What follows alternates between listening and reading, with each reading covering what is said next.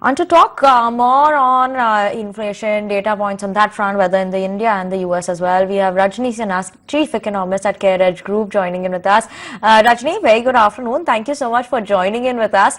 And every day that I read a comment coming in on global front or anywhere from across the globe, everyone is expecting a rate cut, hoping that inflation is going to start coming down. And when you're looking at our CPI headline inflation expectation as well versus last month, and it's similar to that 5% mark is what we are looking at. What's your view in terms of these data points, headline inflation that will be coming in, and possibility of those rate cuts across the globe as well? So we are expecting inflation at around 5%, the data which is to be released today. And yes, you are right that inflation has been easing and that has increased expectations of a rate cut. But we have to keep in mind that RBI governor has been highlighting that the focus is not just to get the inflation within the band of 2 to 6%, but RBI governor is now specifically looking at 4%. So that's what the target is, and we are still above the target. So that's one point to note. Second, the important point to note is that food inflation still remains a cause of concern for Indian economy. Because overall, if we look at the other components of inflation, if we look at core inflation, that has actually already gone below the 4% level. So it's the food inflation which still remains high at around 7 to 8%. And there is concern that this food inflation could get more broad-based, as this could keep inflationary expectations high. So that's the concern which still remains on inflation. But having said that, we do expect that RBI could look at interest rate cut towards the end of this year. Earlier, in fact, our expectation was that in the third quarter of this year, we could see a rate cut.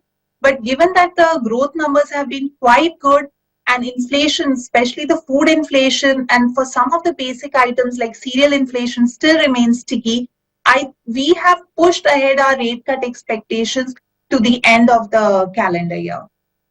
And we're looking at a shallow rate cut of around 25 basis points in the end of the calendar year. And first quarter of next year, we could see another 25 basis point rate cut. That's a bit of an anti-consensus view, if I can call it that, because there are parts of the street which are expecting rate cuts to happen from mid of this year itself. You are a bit more cautious, as is the RBI as well. So probably there are more chances that it will be on the right side for you as well. But Rajani, if I can ask you, with respect to this disparity that we are seeing in growth, rural versus urban, is that something which the data is pointing out to a convergence of sorts in the near term, or what's the reading of the kind of growth disparity that we are seeing?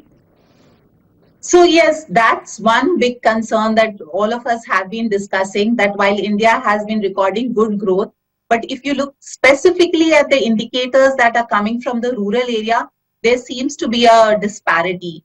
And in fact, what post-pandemic, we were already seeing this disparity, and what kind of worsened the situation was the poor monsoon situation that we had last year, which kind of worsened the rural recovery that we were expecting would begin. But having said that, if you look at some of the indicators that we are seeing from the rural economy, like if I talk about, say, two-wheeler sales or tractor sales. So while tractor sales still remains weak, we are seeing some improvement in some other indicators like two-wheeler sales. We are seeing some improvement in even in terms of, consumer non-durables. Whereas the FMCG companies are still highlighting that rural demand remains weak. But we are hopeful that going forward, if overall growth remains high, and if the employment situation improves in rural area, we could see some convergence of this growth happening, because over a longer period of time, if medium term, if I look at the inflation trend, it is expected to go down. So if inflation goes down, and specifically if food inflation continues to go down, there could be some respite for rural demand. Hence, we could expect some convergence of rural versus urban demand. But having said that, yes, I agree. The fact that growth recovery is not very broad-based for India remains a cause of concern. Okay, Rajani, thank you so much for joining in with us, talking to us about what is the expectation in terms of the inflation data, as well as rural and urban growth. Not as bad, maybe, is what we could watch out for from rural. But thank you so much for joining in with us. Let's move on then and talk about GCPL now.